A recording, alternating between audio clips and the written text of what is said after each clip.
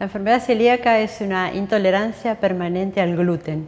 El gluten es una proteína que se encuentra en algunos cereales como trigo, avena, cebada y centeno, de ahí el nombre de alimentos sin TAC. La gente se familiarizó con esa denominación sin gluten porque desde el año 2004 está incorporado en el Código Alimentario Argentino, en el capítulo 17, la denominación de alimentos libres sin gluten. Entonces es bueno hablar en el mismo idioma. Tenemos cifras oficiales, hay varias.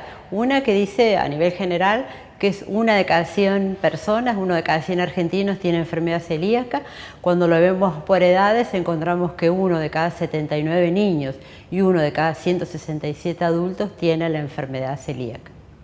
Y bueno, ¿y qué hace Argentina en cuanto a esta enfermedad celíaca? Bueno, hay varias iniciativas. Como dije, la incorporación al Código Alimentario de la denominación de la palabra.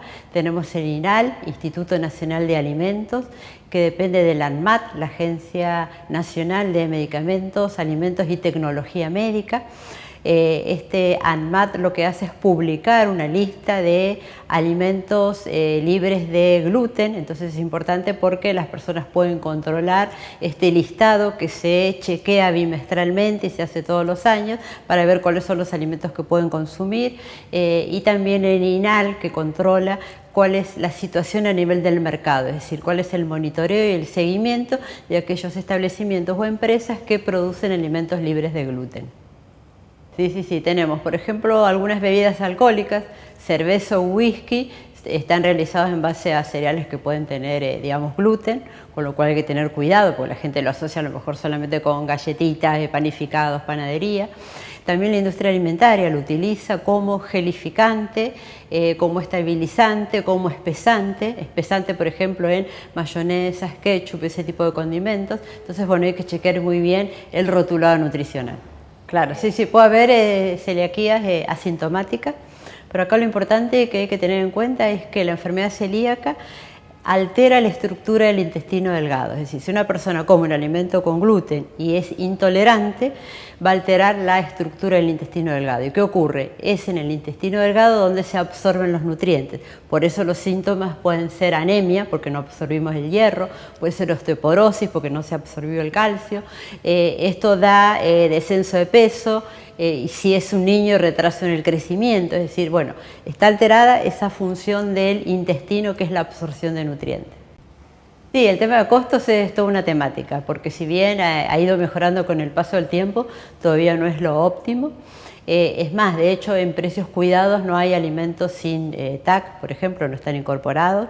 También hay que tener en cuenta, desde el punto de vista de costos, que una empresa que elabore ese tipo de productos muchas veces tiene que duplicar la cocina, es decir, hay algo que se llama contaminación cruzada, donde no podemos elaborar productos de harinas de trigo, por ejemplo, y los productos con estas harinas, que generalmente se utiliza harina de maíz, harina de arroz para un celíaco. Entonces, una industria que hace eso tiene costos operativos por esta contaminación cruzada que tiene que afrontar. Y también que el celíaco puede comer alimentos básicos, que son todo tipo de carnes, todo tipo de frutas frescas, verduras frescas, que por sí en una canasta son alimentos costosos, por eso, digamos, es un poco más costoso este tipo de alimentación.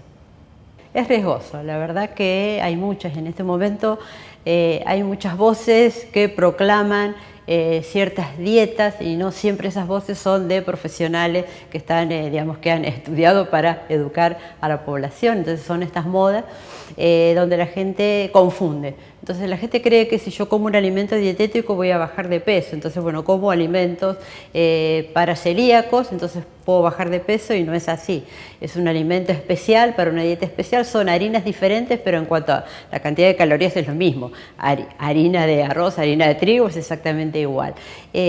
También la gente cree que hay mucha gente que está descreyendo en este momento de los alimentos industrializados, como los pacientes con celiaquía lo que hacen es una elaboración casera de sus alimentos, también creen que por ese lado, digamos, se pueden tener una dieta más saludable porque hacemos una dieta sin gluten. No es así. O sea, la dieta sin gluten es para el paciente con intolerancia al gluten, a esta proteína. Pero si queremos hacer una dieta por otras características, no es esta la opción. Sí, sí, sí, el alumno que estudia nutrición aquí en la Universidad Maimónides ya arranca en primer año en estas instalaciones, en este laboratorio de gastronomía, aprendiendo un poco de qué se trata, ¿no? Cuáles son las harinas, cuáles son todos los tipos de alimentos que pueden conformar una dieta. Luego el segundo año en técnica dietética ya estudian la química culinaria, entonces bueno, específicamente en este caso, ¿no? Una harina, ¿qué pasa con la celiaquía? Bueno, hay una proteína, ¿qué parte de la proteína es la que puede, digamos, alterar y provocar este tipo de enfermedad? Luego en tercer año en técnica dietoterápica, ahí ya, bueno, tengo un paciente celíaco, no puede consumir un pan elaborado en base a harina de trigo, no podemos utilizar almidones de trigo.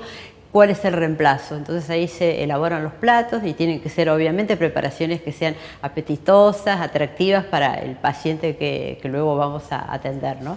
Y también en algún momento nos ha tocado asesorar a la Superintendencia de Servicios de Salud desde la carrera de nutrición en cuanto a la determinación de cantidades de harinas y premezclas que las obras sociales y las empresas de medicina prepaga, de qué cantidad deben digamos, costearles en el tratamiento de ese tipo de pacientes.